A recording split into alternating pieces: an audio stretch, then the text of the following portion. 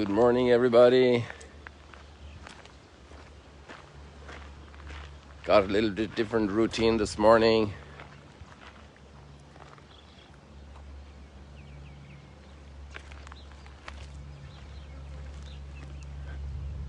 Look at those beautiful sun rays coming.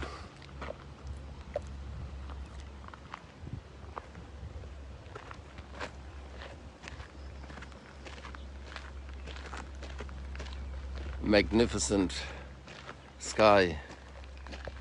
The light breaking through the darkness of human division and conflict. And there's actually a share of that today in the gospel and also in the first reading. The first reading is the division inside of ourselves. The division between the flesh and the spirit. Division meaning conflict.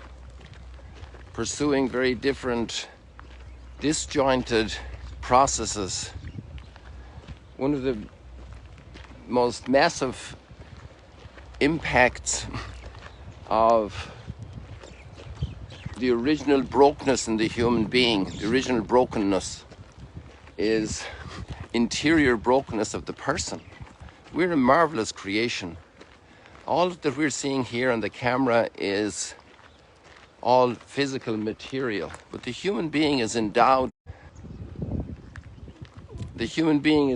with a magnificent richness beyond all material reality, with the gift of our soul, of our spirit.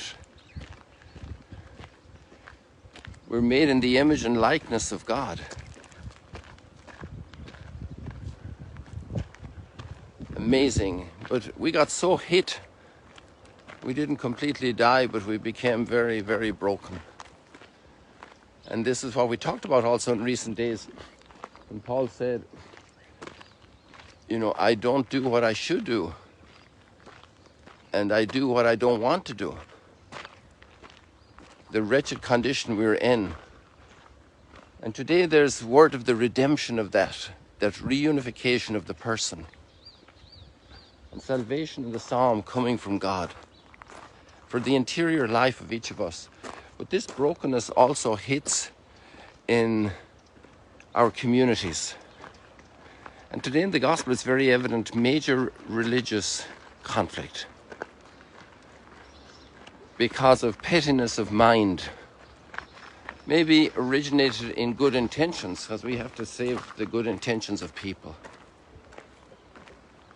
But the brokenness in all of our religious communities, all of our faith communities around the world,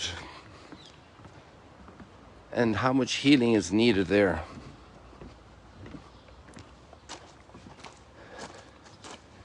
And healing is really possible.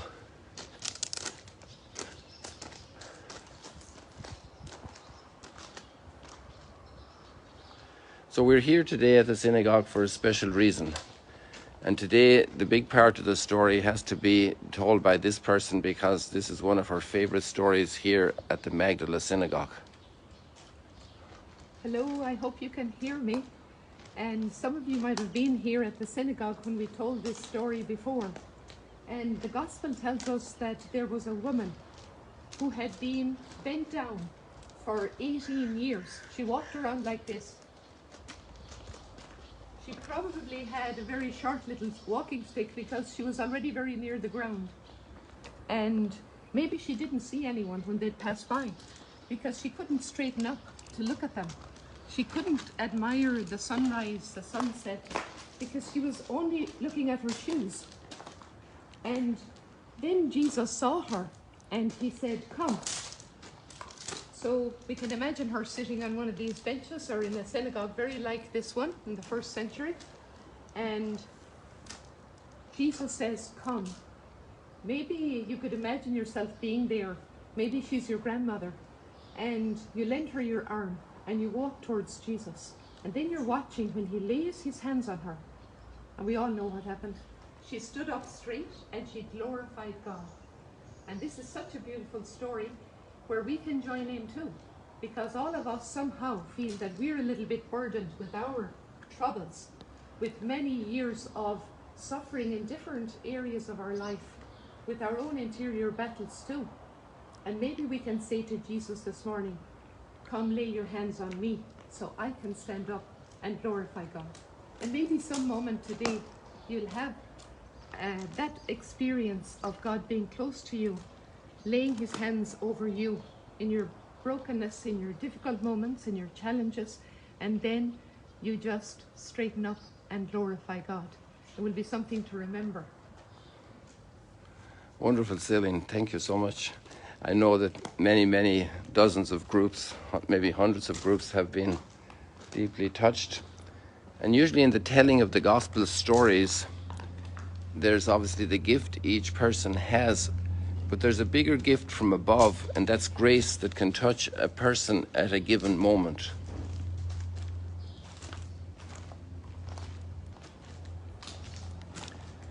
And transform life, just like that woman was so touched from the inside by grace.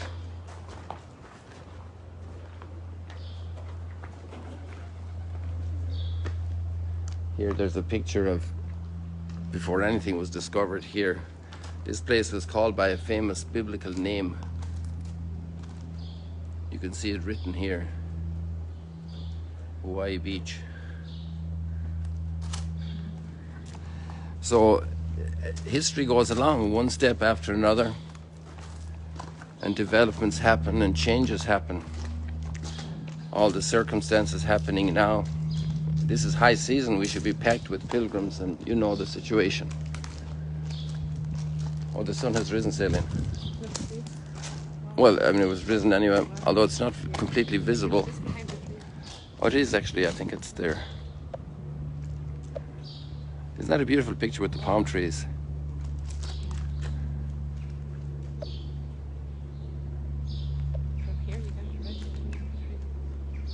So Celine has something to share with all of you.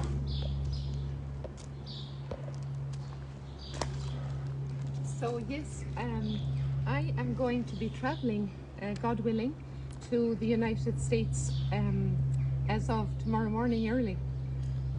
This was something in the works for a while because, as you know, we don't have pilgrims coming here, and that's my main ministry at Magdala.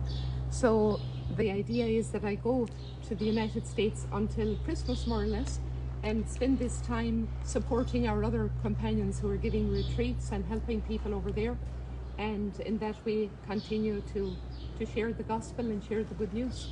Also, many pastors have invited you to speak in their churches, right? Yes, and actually that's how it all started, with this idea that one pastor invited me to go and give a retreat to a large group of people who are actually coming into the church, and that I give them an Advent retreat at the beginning of December. So now I'm just building this trip along with that, because that was the offer given to me a few months ago, actually, to give this retreat. So please pray for all the people that will be coming to the different events, and also that, as Father Im was just saying, that the Holy Spirit do what he does and moves the hearts and helps them, so that many people may stand up and glorify God in these weeks ahead. Thank you for your prayers. I think we'll leave it like that for today. Maybe we can just get one more bit of sunrise there, because it's very strong now. It's actually hitting the building.